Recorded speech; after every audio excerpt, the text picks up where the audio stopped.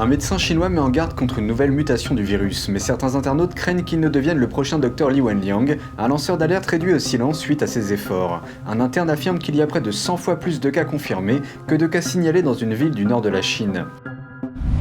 Les autorités chinoises évitent de vacciner les groupes les plus vulnérables, les malades et les personnes âgées. Cela contraste fortement avec les méthodes de distribution des vaccins dans d'autres pays.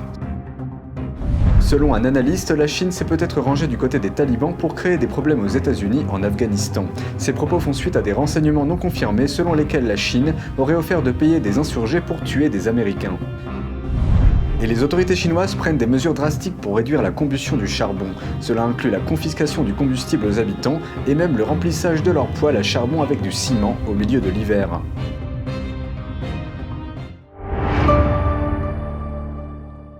Bienvenue dans Regard sur la Chine, je suis Vladian Vitens. Tout d'abord, une mise à jour sur la pandémie de virus du Parti communiste chinois en Chine. 2 patients ont été diagnostiqués avec la nouvelle souche du virus identifiée au Royaume-Uni au cours du week-end. Ils ont été trouvés dans la mégapole de Shanghai et dans la province du Guangdong. Les 2 patients étaient des étudiants vivant au Royaume-Uni qui sont retournés en Chine en décembre.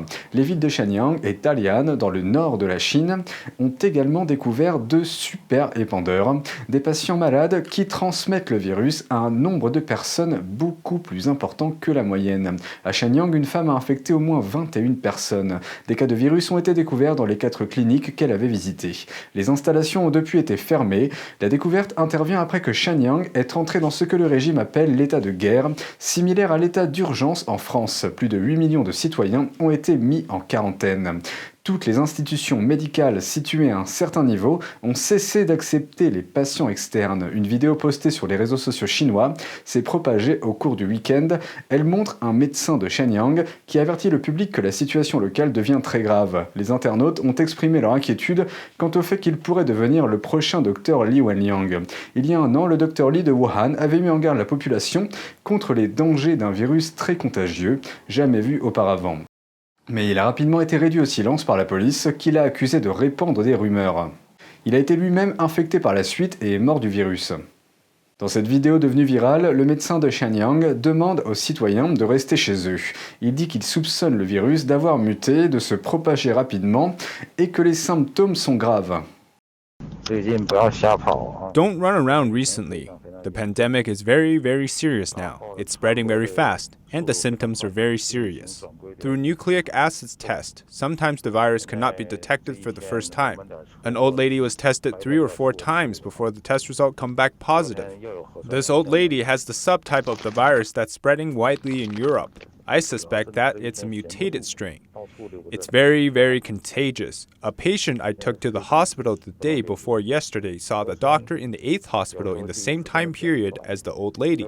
They may not have seen each other, and they did not know each other, but still the patient was infected.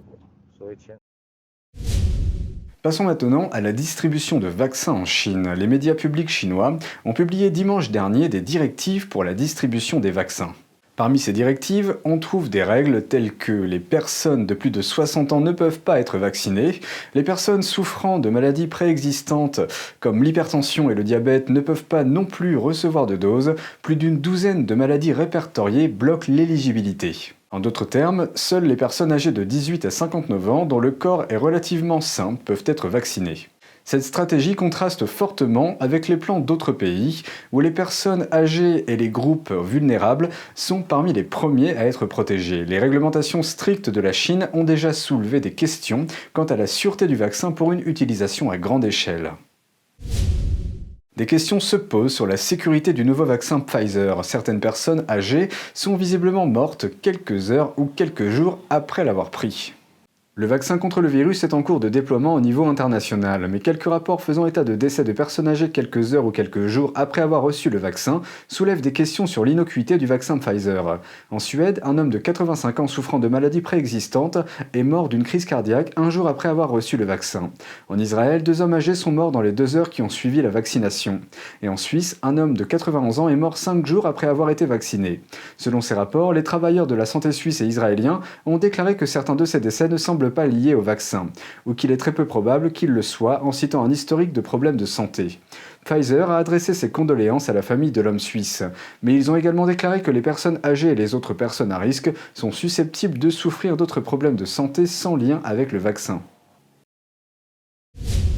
Selon un analyste, la Chine s'est peut-être rangée du côté des talibans pour créer des problèmes aux États-Unis en Afghanistan. Ces propos font suite à des renseignements non confirmés selon lesquels la Chine aurait offert de payer les insurgés pour tuer des Américains.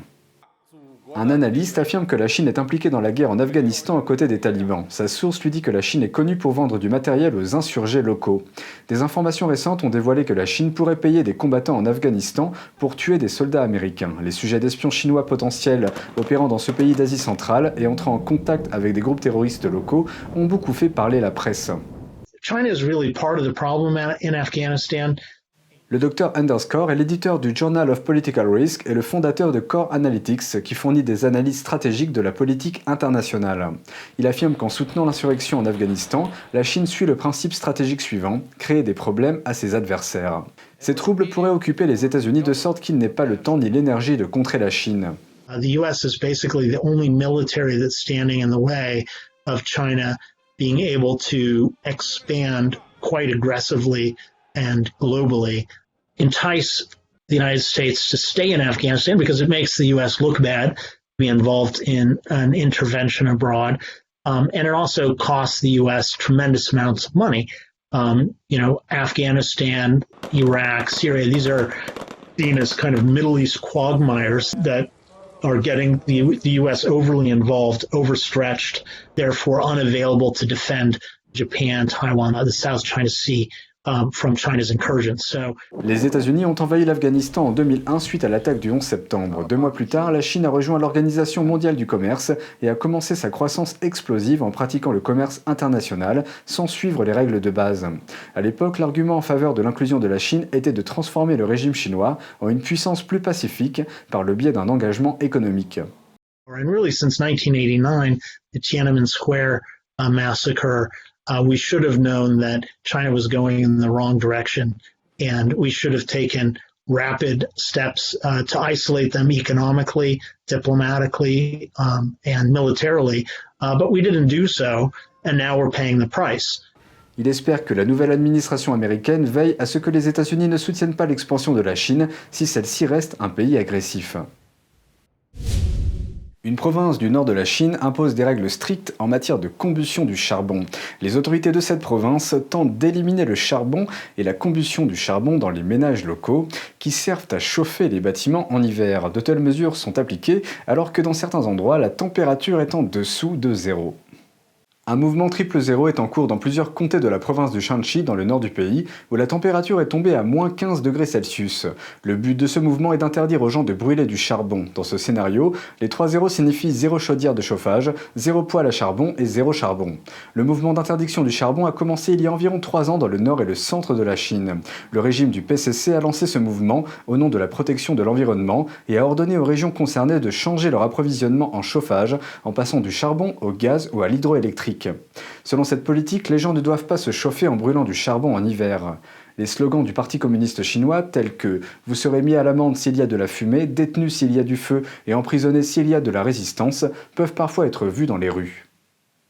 Selon Radio Free Asia, le gouvernement local a dépêché un grand nombre de fonctionnaires pour pénétrer de force dans les maisons des villageois. Des personnes en uniforme ont emporté le charbon et le bois de chauffage des habitants, ont démonté leurs poêles et ont utilisé de grands véhicules pour déplacer le charbon qui était stocké dans les maisons des villageois. Une série de données officielles de la localité montre que dans un seul comté, environ 30 000 personnes ont été dépêchées pour confisquer les fournitures de chauffage. Ces personnes ont démantelé plus de 5 000 installations de combustion du charbon et ont obtenu des villageois plus de 1 500 tonnes de charbon, plus de 73 000 morceaux de charbon en nid d'abeilles et plus de 700 tonnes de bois de chauffage. RFA rapporte, en citant un professionnel des médias Hong Tao-Chen, que les comportements radicaux des fonctionnaires des comtés peuvent être le résultat du système de classement de la province. Les fonctionnaires des comtés qui ont un rang inférieur dans la province peuvent perdre leur emploi ou leur titre officiel. De nombreux villageois ont perdu leur approvisionnement en chauffage, mais ne sont pas en mesure d'assumer le coût d'autres solutions de chauffage, comme le gaz naturel. Ils sont pris au piège et leur situation est très difficile. Le reportage indique que le coût mensuel moyen du chauffage au gaz ou à l'électricité serait de plus de 150 $. C'est bien plus que ce que les villageois ordinaires peuvent se permettre. Un jeune fonctionnaire du PCC a déclaré avoir reçu plus de 600 $ de subventions gouvernementales. Il ne sait pas comment d'autres pourront gérer la situation. Une chanson, qui a fait parler d'elle pendant le jour de l'an, illustre la situation tragique des villageois qui subissent cette politique. De nombreux internautes expriment leur sympathie envers le peuple chinois et accusent le parti communiste. Certains disent que faire de telles choses en hiver, surtout en cette année de grand froid, équivaut à conduire les gens vers la mort. Un autre internaute a dit « Je suppose que le PCC veut tuer plus de personnes avec le froid puisque le virus n'a pas eu raison d'eux ». Pour éviter la censure de YouTube, vous pouvez vous rendre dès maintenant sur notre site internet et vous inscrire à la newsletter pour pouvoir recevoir toutes les informations et continuer à nous suivre sur la toile. Par ailleurs, vous pouvez également nous retrouver sur les plateformes Odyssey et Rumble. Les liens vers les autres plateformes de notre chaîne sont en bas de la description de la vidéo. C'est tout pour aujourd'hui, merci d'avoir suivi Regard sur la Chine, on se retrouve demain à 20h30 pour une nouvelle émission. Très bonne soirée et à bientôt.